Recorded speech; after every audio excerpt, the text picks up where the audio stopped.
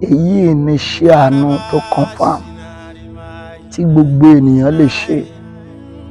Ẹni tó ń tajà, ẹni tó gba contract, ẹni tó ń ṣiṣẹ́ ní online, iṣẹ́ tó wù kéèyàn lè máa ṣe kó ṣáà ti jẹ́ iṣẹ́ tó mú owó wá. Ẹ jẹ́ ká lọ ní ike funfun white kékeré. Èmi máa ń sọ pé tó bá fẹ́ ṣe nǹkan tó bá jẹ́ pé nǹkan tó confam kò nídìí kó pọ̀.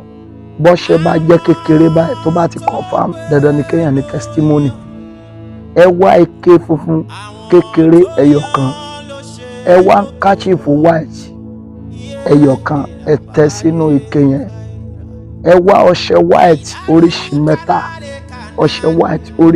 mẹ́ta, kọ́lọ̀ oríṣiríṣi mẹ́ta, ẹ kó sínú ike yẹn. Wá oyin ògidì. In tí ò ní jẹ́ kí ẹlòmíì ò rí èsì àdúrà ní wípé kò ní rí oyin ògidì, torí ọ̀pọ̀lọpọ̀ èèyàn ò dá oyin ògidì mọ̀. Ọ̀pọ̀lọpọ̀ oyin ìrèké, oyin ṣúgà ni wọ́n lò. Apostle prophet Oyètọ́lá Adéwúrà ló ń bẹ sọ̀rọ̀ yìí. Ẹnìkan ló ń tiẹ̀ fẹ́ nílò nọ́mbà mi pé kí n gbàdúrà fún kí n fóun mẹ́sẹ̀gì 08106311252.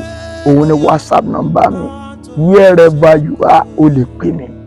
Gẹ́gẹ́ bí mo ṣe ń sọ fún ẹ, wá oyin ògidì. Tó o bá ti gẹ̀ẹ́tì ẹ, iṣẹ́ yìí iṣẹ́ téèyàn máa ń ṣe lọ́jọ́ àánú ni tá à ń pè lọ́jọ́ Wednesday. Tó o bá ti gẹ̀ẹ́tì ẹ, dá oyin yẹn sínú ike yẹn, ọṣẹ mẹ́ta ti wà nú ẹ̀.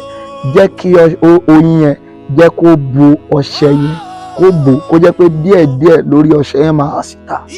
Tó bá di ọjọ́ Wednesday, ọjọ́ àánú, òun là ń ṣiṣẹ́ yìí. Now, ní tí wàá ṣe ni wípé wá èso oríṣi mẹ́ta, wá ọ̀gẹ̀dẹ̀, wá ọsàn pẹ̀lú àgbọn, wá ìmọ́lẹ̀ kan, kándù là ń pè ní ìmọ́lẹ̀. Wàá wá gbé ọṣẹ yìí, wàá gbé síwájú ẹ, ṣùgbọ́n wàá wà nínú àwẹ̀ torí pé láìsí àwẹ̀ àti àdúrà iṣẹ́ ìyanu kan ò lè ṣe. Ìdí nìyẹn tí mo fi sọ wípé àwọn aládùúrà nìkan ló lè ṣiṣẹ́ yìí. Gbọ́, tó bá ti fi èso oríṣi mẹ́ta yẹn tó bá ti fi yí ká, ìmọ́lẹ̀ kan jẹ́ kó wà níwájú ẹ. Àìsáyà 62 ni wàá máa fi gbàdúrà gbogbo wákàtí àdúrà, aago 9, aago 12, aago 3, aago 4.